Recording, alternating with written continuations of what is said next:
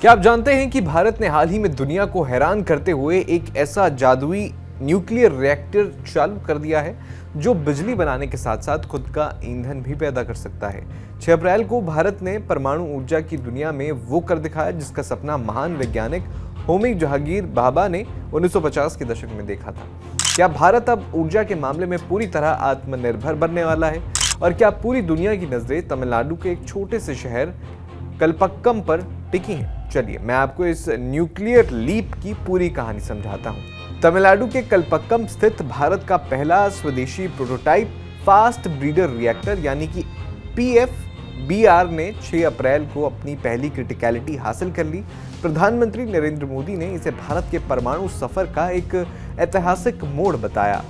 अब आप सोच रहे होंगे कि ये क्रिटिकलिटी क्या बला है। आसान भाषा में कहें तो इसका मतलब है कि रिएक्टर के अंदर परमाणु चेन रिएक्शन अब खुद ब खुद चलने लगी है। ये बिल्कुल वैसा ही है जैसे किसी गाड़ी के इंजन का पहली बार सफलतापूर्वक स्टार्ट होना है। हालांकि अभी इससे बिजली नहीं बन रही, लेकिन ये बिजली उत्पादन की दिशा में सबसे बड़ा और आखिरी तकनीकी कदम है।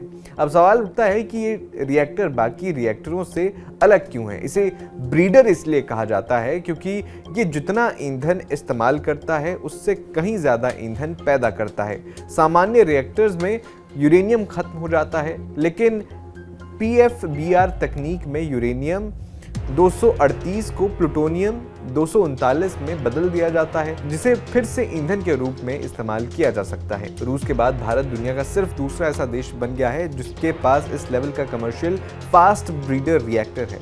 विशेषज्ञों के मुताबिक ये तकनीक भारत को यूरेनियम के आयात पर निर्भरता कम करने में मदद करेगी और आने वाले समय में हमारे पास बिजली का कभी ना खत्म होने वाला स्रोत होगा।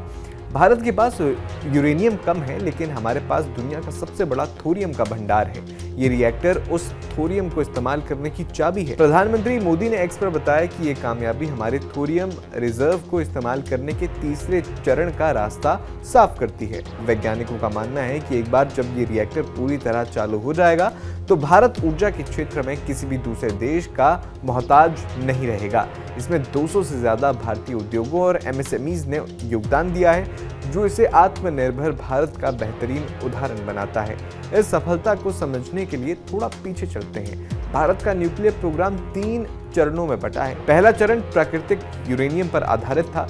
कलपक्कम का ये नया रिएक्टर दूसरे चरण की शुरुआत है। हालांकि इसे बनने में 20 साल से ज्यादा का वक्त लगा और इसकी लागत शुरुआती अनुमान से लगभग दोगुनी हो गई, लेकिन आज की ये सफलता उन सभी रुकावटों का जवाब है।